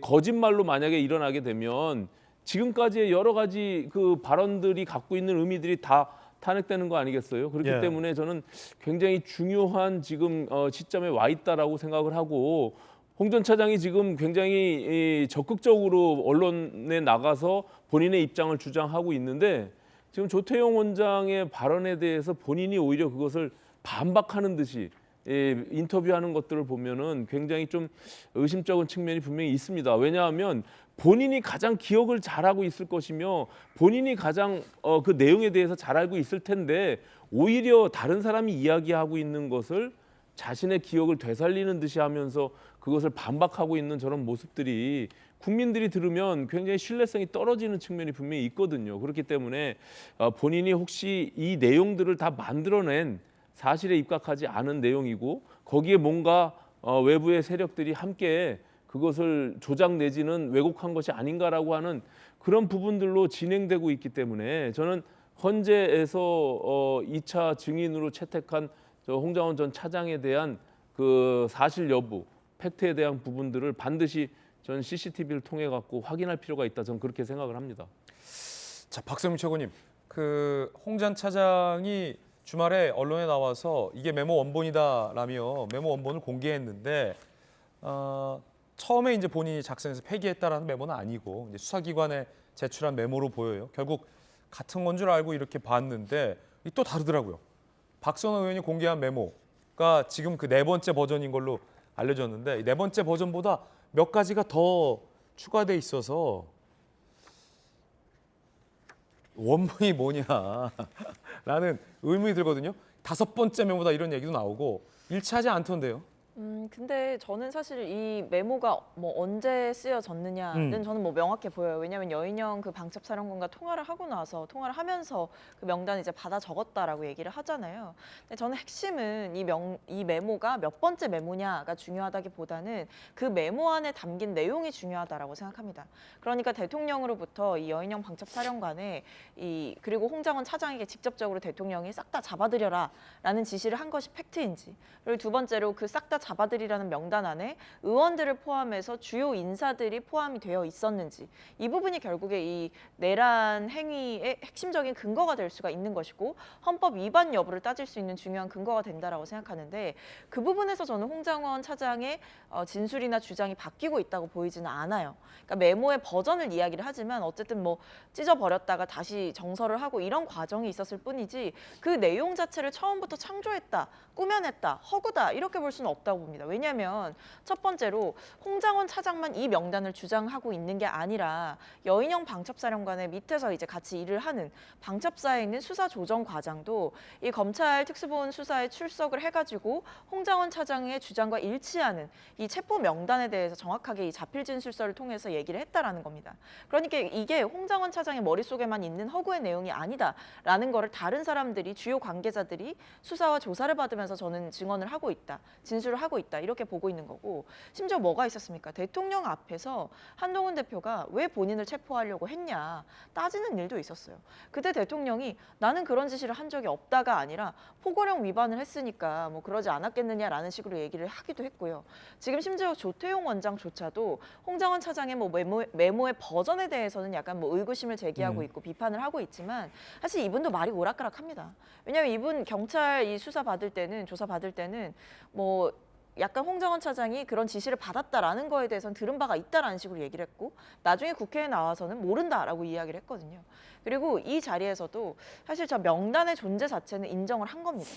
그러니까 이게 체포 명단이 있었다라는 사실 자체는 인정이 된 바가 있기 때문에 저는 계속해서 홍장원 차장을 흔들기만 할 뿐이지 정확하게 홍장원 차장의 주장을 뒤집을 만한 근거는 대통령 측에서도 여당 측에서도 내놓지 못하고 있다 보고 있습니다. 예. 자, 여러분은 어떻게 생각하십니까? 그 가운데 한덕수 국무총리가 헌재에 본인의 이 탄핵 심리에 대한 결과를 좀 빨리 내달라라고 4번이나 의견서를 제출한 것으로 드러났습니다. 국정공백 막아야 된다, 탄핵 심판 신속 심리해달라, 헌재에 4차례나 제출했지만 무응답이다. 모레에서야 첫 변론기를 맞게 됐는데 탄핵안이 접수된 지 54일 만이다. 전혁진 변호사님, 네네. 한덕수 권한대행에 대해서는 사실은 헌재가 매우 느리게 절차를 밟아가고 있어요. 비판적인 여론도 많은데 어떻게 보십니까? 굉장히 상식적이지가 않은 거죠. 왜냐하면은 지금 최상목 그 계행은 대대행 아니겠습니까? 최상목 그 권한 대대행은 그 경제부총리일 뿐이에요. 그렇다라고 하면 원칙적으로 대통령이 6.25 사건이 6.25가 발생했을 때 그 대통령을 대신해서 국정을 이끌어가야 할 사람은 그 한덕수 총리인데, 한덕수 총리에 대해서 탄핵 심리가 정당한 것인지 여부를 판단하는 게 그게 어려운 일입니까? 하나만 보면 되거든요. 151석이 맞느냐, 200석이 맞느냐. 그런데 헌법재판소에서 발간한 헌법연구원에서 발간한 주석서에 따르면 권한대행의 경우도 200석이 되어야 된다라고 이야기하고 있단 말이죠. 예. 헌법연구원이 어디 소속입니까? 결국은 헌법재판소가 자기 말을 뒤집는 거 아닌가. 그다음에 실체적인 면을 따져봐도요. 한덕수 총리에게 객관적으로 탄핵 당해야 될 만한 그런 사유가 일이라도 있습니까? 제가 봤을 때 지금까지 한덕수 총리가 윤석열 대통령 취임 이후 초대 총리로서 지금까지 계속 국무총리하고 있는데 만약에 저런 식으로 탄핵이 됐다라고 하면 벌써 탄핵이 돼도 100번 되지 않았을까? 그런데 왜 여태까지 헌법재판소에서는 묵묵부답이면서 그렇게 하는가? 그러니까 지금 헌법재판이 이상하다라고 많은 사람들로부터 비판을 받는 것이 아닌가. 선을 넘은 거는요. 제가 봤을 때는 헌법재판소를 비판한 사람들이 선을 넘은 게 아니라 헌법재판관 자체가 선을 넘었다. 저는 그렇게 생각이 됩니다. 한덕수 권한대행에 대한 이 탄핵 심리가 사실 복잡하고 어려운 건 아닌데 왜 이렇게 오래 걸리냐? 의도적인 건 아니냐라는 비판이에요? 글쎄요, 뭐 지금 말씀하신 건 의결 요건과 관련된 거니까요. 그거는 뭐 심리가 개시되면 따져볼 문제고 탄핵 소추 사유의 정당성 문제에 대해서는 또 심리가 필요한 겁니다. 그러니까 우선순위를 이제 고려하는 거죠. 헌법재판소 당연히 대통령의 탄핵 심판 절차의 신속한 결정이 가장 우선이고요. 그러기 위해서 그 대통령 탄핵 심판의 어떤 중대성을 고려할 때 탄핵 재판관 구성이 지금 마은혁 재판관 임명이 미임명된 상태에서 진행되는 것은 결국에 최종 결정권에 대한 정당성 시비가 다시 나올 수밖에 없기 때문에 그 절차를 또 급하게 진행한 겁니다. 그런데 그것도 역시 피청구인 최상목 대행 측의 요구를 받아들여서 변론 제기하고 또 진행하고 있습니다. 그 과정에서 우선순위를 보면 한덕수 총리 같은 경우에는 우선순위가 약간 밀릴 수밖에 없는 거죠. 국정 공백을 얘기하는데 현재는 최상목 대행을 통해서 국정은 이렇게 꾸려가고 있는 거 아닙니까? 한덕수 총리가 바로 복귀해야 될 긴박한 상황. 그러니까 한덕수 총리가 아니면 최상목 대행에 의해서 국정이 제대로 안 돌아가는 그런 상황이 아닙니다. 그런 상황을 여러 가지로 고려했을 때 우선 순위에서 다소 밀렸지만 그래도 어쨌든 이 대통령 탄핵 심판 절차가 어느 정도 마무리되는 과정에서 바로 이제 개시가 되는 거 아닙니까? 뭐 특별한 문제가 없다고 보고요. 한덕수 총리 입장에서는 뭐 그 이전에 우선적으로 하라는 요구를 할 수 있지만 반드시 본인의 헌법재판 탄핵 심판 절차가 우선해야 된다는 어떤 특별한 법률적 헌법적 명분이 있다고 보지는 않습니다. 예, 여러분 어떻게 생각하십니까? 이번엔 저희가 준비한 세 번째 이야기인데요. 이재명 대표가 주 52시간 예외, 전국민 25만 원과 관련해서 계속해서 말을 바꾸고 있다라는 논란이 일고 있습니다. 이번엔 상속세 면세 얘기까지 꺼내 들었는데 여당에서는 안 믿는 눈치입니다. 주제 공개합니다. 상속세 풀겠다는 이재명 대표, 과연 이번엔 진짜냐? 여당에서는 이렇게 의구심을 제기하고 있습니다. 일단 주 52시간 예외는 결국 없던 일이 됐습니다. 반도체 분야에서 주 52시간 예외 필요성이 공감하다라는 얘기를 했습니다. 전향적인 얘기였죠. 그러자 민노총 등 반대에 부딪혔다는 분석이 나옵니다. 그러면서 오히려 주 4일제를 들고 나왔어요. 그러자 이재명 대표가 연봉 1억 5천 이상 등등등등 조건을 달면서 주 52시간 예외의 말을 바꾼 게 아니다라고 했지만 결국 민주당의 반도체 특별법 내에는 주 52시간 예외 조항은 신설되지 않았습니다. 결국은 없던 일이 된 거죠. 자, 이 대표가 말을 바꿨다라는 논란은 이뿐이 아닙니다. 전국민 25만 원과 관련해서도 민생회복지원금 포기할 수 있다, 굳이 고집하지 않겠다라며 전국민 25만 원 지급에 대해서 포기 의사를 밝혔습니다. 그런데 민주당이 제시한 추경안에는 결국 전국민 25만 원에서 35만 원의 지역화폐 지급 내용이 들어가 있습니다. 여권에서는 라벨가리, 눈 가리고 아웅이다라는 비판을 하고 있습니다. 또 말을 바꿨다라는 거죠. 민생지원금을 민생회복 소비 쿠폰으로 명칭을 변경했다. 권성동 원내대표는요, 라벨가리 추경이다. 이 대표 개인 돈이면 이렇게 막 쓰겠냐라고 비판하고 있습니다. 급기야 민주당 내에서도 25만 원 지급과 관련해서 비판의 목소리가 나오고 있습니다. 이광재 전 의원, 정신 좀 차리고 정도를 가자라며 25만 원 지급 비판했고요. 김동연 지사, 결국 껴넣었다. 당 지지율 국민의힘과 비슷한 건 신뢰를 주지 못한다는 것이다. 김부겸 전 총리, 25만 원 고집 좀 버리자라고 비판하고 나섰습니다. 정익진 변호사님, 네네. 계속 이제 말을 바꾼다라는 건데 어떻게 보십니까? 그러니까 25만 원은 포기한다라고 하고서 껴놓고 52시간 예외는 해줄 것처럼 하다가 결국은 예외는 없다라고 못을 이제 박은 것, 말을 바꿨다라는 건데 어떻게 보세요? 글쎄요, 뭐 좀 허탈하다는 생각이 드는 것이 그냥 혹시나 하는 마음이 있었는데 역시나로 끝났구나. 그 다음에 이제 정치인이라고 하면 이재명 이전과 이후로 나뉘어져야 되는 것이 아닌가 그런 생각이 듭니다. 이전까지는 정치인은 거짓말이 되더라도 최소한 자기가 말한 것을 지키려고 노력하는 사람들이 정치인 아니었나 그런 생각을 했었는데 이제는 자기 편의에 따라서 언제든지 말을 그냥 손바닥 뒤집듯이 바꿀 수 있는 사람들이 오히려 더 유능한 정치인으로 평가되는 것이 아닌가 그런 생각이 들고요. 다른 걸 다 떠나가지고 1인당 25만 원이면 얼마냐면은 만에다가 억을 곱하면 조가 되거든요. 그러니까 만약에 25만 원 곱하기 1억 하면 25조가 되는 거예요. 그런데 우리나라가 1억 명은 아니니까 5천만으로 하면 25를 둘로 나누면 12.5가 되잖아요. 1인당 한 사람 앞에 25만 원씩 우리나라 5천만 국민들한테 다 주면 계산하기 쉽게 따지면 12조 5천억이 나간다는 이야기예요. 그런데 우리나라 인구가 5천만이 넘어가니까 정확하게 계산하면 13.1조가 들어간다는 이야기인데 13조 천억이 뭐 어디 뉘집 애 이름입니까? 그다음에 지금 우리나라가 쉽습니까? 어렵습니까? 아까 그 김진애 앵커 뉴스 브리핑 할 때 우리나라한테 관세 폭탄 떨어진다면서요. 지금 우리나라 먹여 살리고 있는 게 자동차 먹여 살리고 있는 것 중에 하나가 자동차인데 거기에 관세 폭탄이 떨어지려고 하고 있는 것이 눈에 보이는데 그럼에도 불구하고 국무총리 탄핵하고 그럼에도 불구하고 자기 돈 아니라고 10조 20조 돈 막 그냥 막 써버리고 그러면 그게 우리 경제, 우리 국민들 개개인들한테 얼마나 큰 부담이 올 것인가. 대통령이 탄핵했다고 해가지고 지금 우리나라 국민들 얼마나 어렵습니까? 저 계엄했다고 해가지고. 하지만 제 생각에는 윤석열 대통령에 대한 탄핵은 모르겠지만 적어도 한덕수 국무총리에 대한 탄핵으로 인해가지고 그에 못지않은 그런 어려움을 민주당이 초래한 것이 아닌가 저는 그런 생각이 들고요. 그런 것에 대한 분노가 그 부산, 대구, 광주, 그다음에 이번 주에는 대전에서는 또 어떤 그 집회가 있을 것인가 이런 부분들에 대해서 좀 잘 생각해야 되지 않나 싶습니다. 자, 이 가운데 이 대표가 18억까지 상속세 면세 카드를 들고 나왔습니다만 여당의 반응은 시원치 않습니다.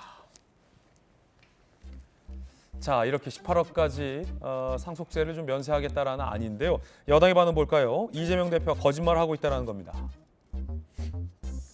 이재명 거짓말, 여당 최고 세울 인하 고집한 적 없다. 민주당이 논의를 회피하고 있다. 그러자 여당이 거짓말하고 있다. 흑색선전이다라며 맞서고 있는 건데, 자, 박성민 최고님, 그 전국민 25만 원하고 이제 주 52시간 예외에 대해서는 결국 처음 발언과 좀 많이 달라졌는데, 이거 상속세는 믿을 수 있냐? 이게 지금 여당 주장이거든요. 그러니까 이제 여당에서는 계속 뭐 이재명 대표를 공격하는 거 말고는 뭐 어떤 얘기도 잘 못하는 것 같습니다. 그렇다고 한다면 이 전국민 뭐 25만 원 지원금에 대해서 비판을 한다라고 하면 그럼 본인들은 일단 추경에 대해서 어떻게 생각하고 있는지. 지금 이렇게 민생 경제가 어렵다라고 하면서 한국은행에서조차도 지금 경제가 어려우니 추경을 빨리 해야 된다라고 여러 가지 이제 금융권들에서도 계속 얘기가 나오고 있는 상황인데 이런 부분들에 대해서는 국민의힘은 여당으로서 도대체 뭘 하고 있죠? 여당은 이재명 대표 욕하거나 이재명 대표 탓하거나 둘 중에 하나만 하고 있습니다. 지금 25만 원 왜 넣었냐, 뭐 이거 다 뺀다고 하지 않았느냐라고 비판하시는데요. 이재명 대표가 고집하지 않겠다라고 하고 나서 여당에서 일말의 입장 변화라도 있었습니까? 추경을 할 생각이 있다라고 한다면 본인들도 협상안을 들고 나와서 조율을 하면 될 일이었고 실제 그 조율 과정에서 만약에 저 정책이 걸림돌이 된다라고 한다면 그것을 빼겠다라는 이야기를 이 대표는 한 겁니다. 근데 그 뒤에 추경안에 대해서 국민의힘이 제대로 이야기를 하지 않고 계속 이재명 대표 비판에만 열을 올리니 민주당 입장에선 제안을 하는 입장이기 때문에 넣을 수밖에 없었던 것이고요. 그다음에 주 52시간 예외 같은 경우에는 사실 당내에서도 워낙에 의견이 첨예한 부분이고 노동계 쪽에서의 반발도 워낙에 심한 상황일 뿐더러 이것이 사실 한번 이렇게 예외를 적용하게 되면 다른 산업에까지도 미치는 영향들이 있는 거거든요. 그 부분을 우려하고 있는 것이기 때문에 충분한 시간을 갖고 대화를 하면서 해나가겠다 이런 입장인 것으로 알고 있습니다. 그렇기 때문에 지금 오히려 정책 얘기를 해야 되는 쪽은 사실 여당이거든요. 계엄 이후에 우리나라가 어렵다라고 하고 있지 않습니까? 여당에서 근데 하는 얘기는 맨날 이재명 대표 사법 리스크 얘기하거나 조기 대선 치르려고 지금 준비하는 것 아니냐라고 얘기하거나 대통령의 그 내란 행위를 옹호하거나 이런 일들밖에 안 하고 있어요. 저는 제발 그 금 같은 시간을 민주당만 쳐다보면서 이재명 대표 비판하는 데만 쓰지 마시고 본인들도 좀 정책 얘기를 좀 튼실하게 좀 하셨으면 좋겠습니다. 네. 상속세 면세 이건 진짜다. 네. 이건 진짜다라는 말씀까지 전해 들었습니다. 뜨거운 소식 세 가지 준비했습니다. 첫 번째 소식부터 만나보시죠. 하늘이를 살해한 교사가 월급도 받고 공무원 연금도 받는다. 이런 얘기가 나와서 국민들을 황당하게 만들고 있습니다. 김하늘 양 살해 교사 징계 결정 전까지 월급 50% 각종 수당을 받는다. 대전교육청에서는 징계위를 미뤘다고 해요. 공무원 연금법에 따르면 강력범죄에 해당하지 않는다며 연금을 받는다. 그 연금을 박탈되는 건 형법상 내란외환. 내란외환이 여기 또 나오네요. 그럼 연금도 받고 월급도 받는다. 이 국민 입장에서는 당황하고 황당할 수밖에 없습니다. 정육주 변호사님, 이게 뭡니까? 그런데 저거는 조금 다른 면이 있는 게요. 저 공무원 연금법에 따를 때 절반은 받지 못한 거고 절반은 본인이 부은 겁니다. 그러니까 저거를 아무리 저런 흉악한 범죄를 저질렀다고 해가지고 무조건적으로 박탈한 거는 재산권에 문제가 있기 때문에 네. 물론 이게 연금의 형태니까 그렇군요. 뭐 예컨대 투자를 잘했다 이렇게 생각하시면 될 수 있을 월급은요? 것 같고 월급은 조금 문제가 있는데 그렇다고 하더라도 어쨌든 뭐 법적으로 주어지는 거니까 다음 달부터는 나오진 않겠죠.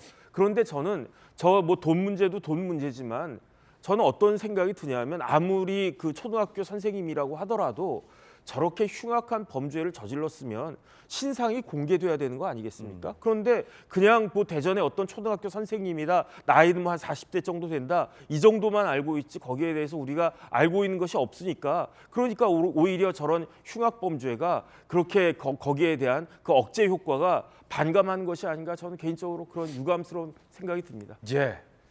뜨거운 소식 함께하고 있습니다. 이번엔 두 번째 소식 만나보시죠.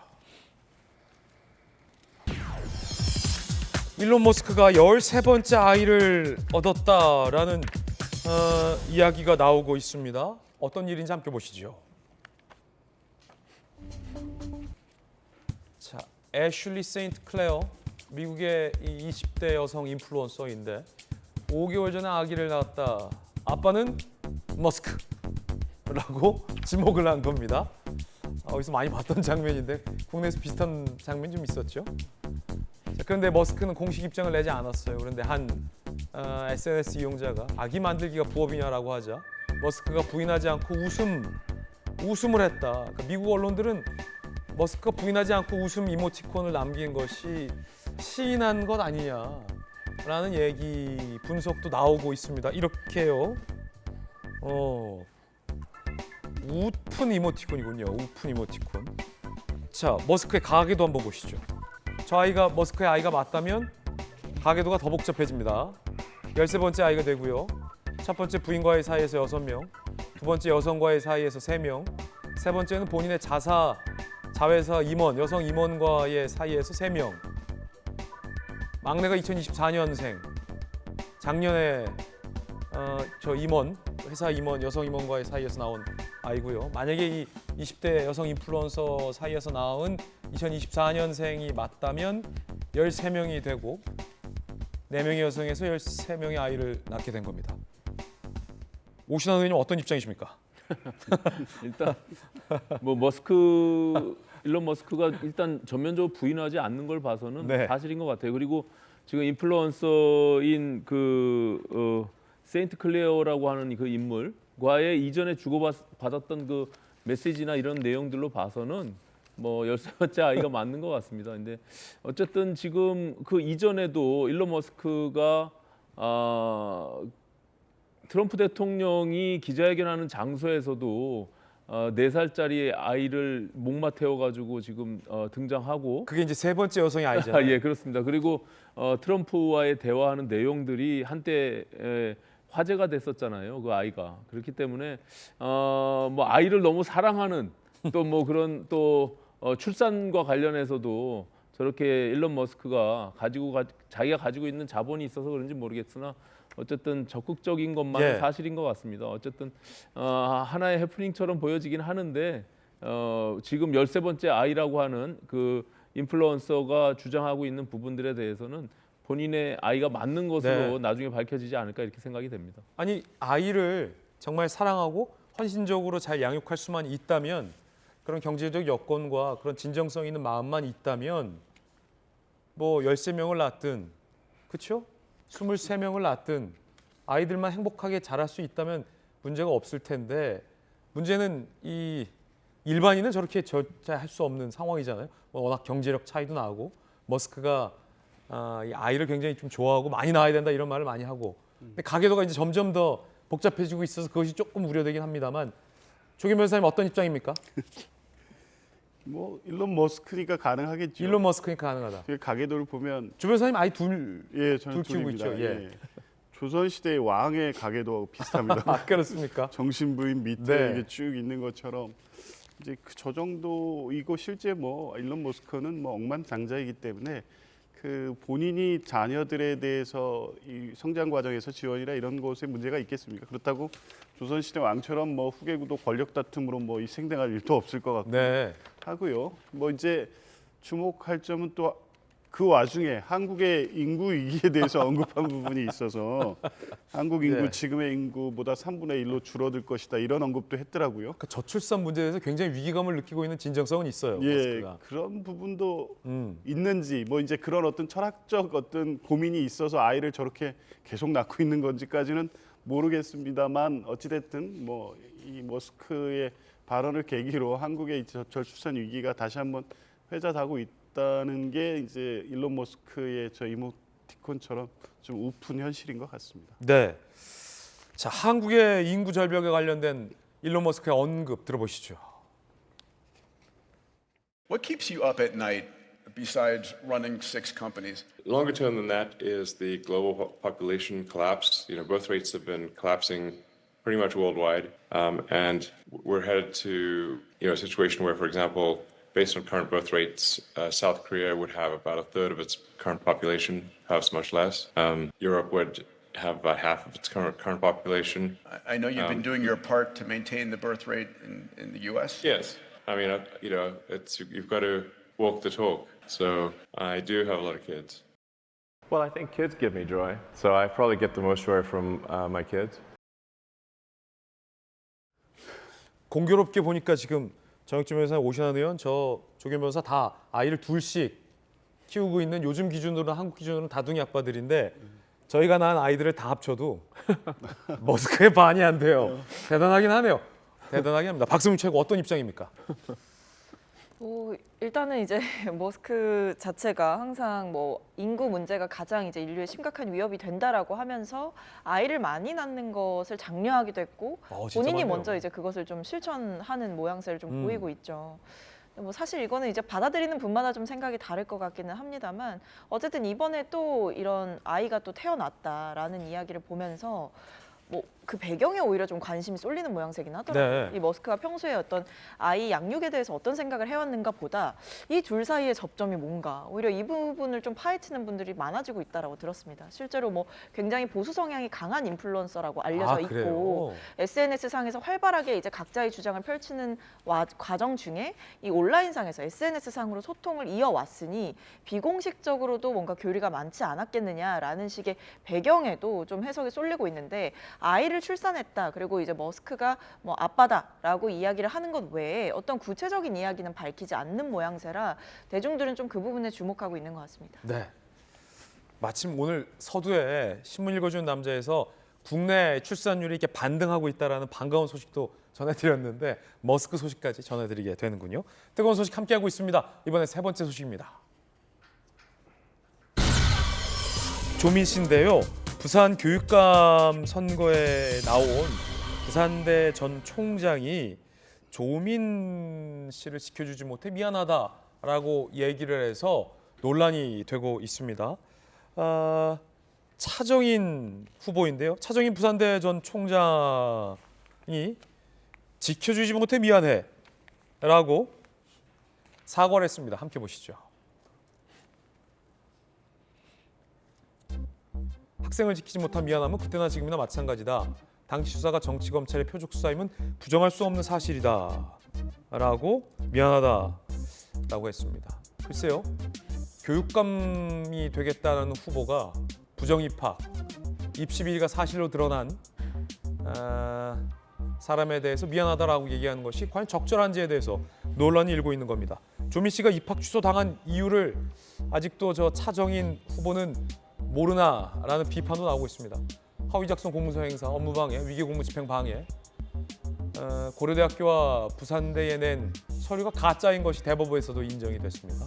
그래서 부산대 규칙상 입학이 취소된 것인데 미안하다니요. 정육주 변호사님 어떻게 보십니까? 글쎄요, 저 차정인 후보가 제가 알아봤더니 검사 출신이에요. 검사하다가 변호사하다가 그러다가 이제 부산대 법대 시절부터 그다음 부산대 로스쿨 교수까지 하다가 그러다가 이제 부산대 총장까지 하셨던 그러한 분인데 전 다른 걸 다 떠나가지고 그 법조인의 시각으로 판결문 보지 않았겠습니까? 그다음 그 판결문에 조국 전 대표와 그 정경심 교수, 그다음에 조민 씨 관련된 그 판결문 중에 하나라도 이상한 것이 있다라고 하면 검사의 시각으로 좀 이야기해 줬으면 좋겠고요. 법조인보다도 오히려 검사의 시각으로 봐야 되는 것이 아닌가. 그다음에 정치 검찰에 의해 가지고 피해를 봤다라고 계속 주장들을 하시는데 그런데 그 정치 검찰 누굴 이야기하는 겁니까? 윤석열 대통령 이야기하는 거잖아요. 그런데 윤석열 대통령을 당시에 검찰총장으로 추천하고 검증했던 사람이 누굽니까? 다른 사람도 아닌 조국 그 전 대표였잖아요. 그런데 지금에 와가지고 왜 저런 이야기를 갖다가 하는가? 저는 저런 분이 부산대학교에서 총장을 했으니까 부산대 의전원에서 저런 일이 이루어진 것이 아닌가라고 많은 국민들이 생각할 것이다. 그냥 가만히 계시는 게 오히려 본인 당선에 조금이라도 더 유리하지 않을까 싶습니다. 예, 이게 사실은 교육감에 도전하신 분의 발언이라 더 논란인데 초중고, 부산시 초중고의 공정한 어떤 입시와 교육을 책임지는 수장이 교육감인데 자칫 그러면 앞으로 허위 서류를 작성해서 입학 업무를 방해하고 부정 입학을 해도 괜찮다라는 건지 되물을 수밖에 없을 것 같은데 어떻게 보십니까? 이게 아무리 교육감 선거가 초창기 의미와 변질돼서 이 진보 보수 진영 간의 어떤 대립 양상으로 교육감이 뽑아진다고 해도 교육의 근본은 물론이죠. 흔들어서 안 된다라는 네. 비판인데 어떻게 보세요? 물론이죠. 그게 지금 차정인 후보가 뭐 본인이 이제 교육감 지금 보궐선거가 부산에 4월 2일 날 잡혀 있거든요. 그러니까 후보로 출마하면서 진보 진영의 표를 받기 위한 하나의 수단으로 저런 발언을 한 것인데 굉장히 부적절한 발언이라고 생각하고요. 실제 인터뷰 내용으로 보면 본인이 그럴 수밖에 없었다라는 변명으로 일관돼요. 그렇기 때문에 실제로 뭐 왜 그러니까는 총장으로서 실제 그 서류 자체가 입시에 영향을 미치지 않았음에도 불구하고 지켜주지 못했냐라고 하는 부분들에 대해서 뭐 그 입시에 영향을 미치지 않았지만 허위 서류를 제출하면 뭐 무조건 입학을 취소할 수밖에 없는 그런 규정이 있었다라고 변명하는 것들로 봐서는 저것이 그냥 단순히 교육감 후보로 나와서 본인한테 득표에 한쪽 진영의 표를 받기 위한 하나의 수단, 술수로서 저런 발언을 한 것으로 보여지는데요. 굉장히 부적절한 표현이고 저는 앞서 말씀하신 대로 교육을 직접 교육감이 부산의 교육을 모두 책임지는 거 아닙니까? 초중고등학교에 학생들에게 잘못된 어떤 시그널, 메시지를 줄 수 있기 때문에 저는 뭐 표를 받는 것은 차치하고서라서 굉장히 좀 잘못된 표현이다 이렇게 생각을 합니다. 예, 정작 차정인 총장이 총장으로 있을 때에 입학을 취소했군요. 본인이 입학을 취소해 놓고서 지켜주지 못해 미안하다라고 뒤늦게 얘기를 한 셈이 돼서 논란이 일고 있습니다. 자, 교육감 선거 중이기 때문에 다른 이 후보자들도 소개해드리죠. 자, 김석준, 박수종, 박종필, 전영근, 황욱 그리고 차정인 이렇게 6명의 후보가 입후보되어 있는 상황입니다. 자, 그러면 이 정육진 변호사님, 차정인 총장 당시에 입학을 취소했잖아요. 네네. 정말 저 입학 취소가 부당하다고 차정인 총장이 생각했다면 본인이 입학 취소를 안 했으면 될 일인데 행동과 발언이 좀 맞지 않군요. 그러니까 오히려 더 부담이 가는 거예요. 왜냐하면 민주당 쪽 야당에서도 지금 교육감 후보가 단일화되어 있지 않고 여당 쪽에서도 마찬가지입니다. 보수 쪽에서도 마찬가지입니다. 그러니까 진보 측에서 차정인 후보를 공격하는 빌미를 사전에 차단하고자 하는 그런 목적이 아니겠는가. 왜냐하면 당신 있을 때 조국 대표 딸 조민 그 입학 취소시켰잖아. 이렇게 하니까 그러니까 그런 이야기 나오기 전에 먼저 김을 빼려고 하는 것이 아닌가 그런 생각이 드는데 만약에 부산에서 부산에 민주당 지지하는 진보적인 생각 가진 그러한 시민들만 있다라고 하면 저런 전략이 혹시 먹힐 수 있을지 몰라도 대부분의 상식적인 사람들은 저런 이야기가 도대체 무슨 이야기인가 굉장히 오히려 반감을 일으킬 것이다 그 생각이 들고 그다음에 뭐하러 부산시에서 교육감으로 나섰는지 그것부터나 좀 다시 한번 생각하고 출마를 하신 게 낫지 않겠나 싶습니다. 네, 정익주 변호사님 개인 견해도 전해드렸습니다. 입시 비리는 작은 범죄가 아닙니다.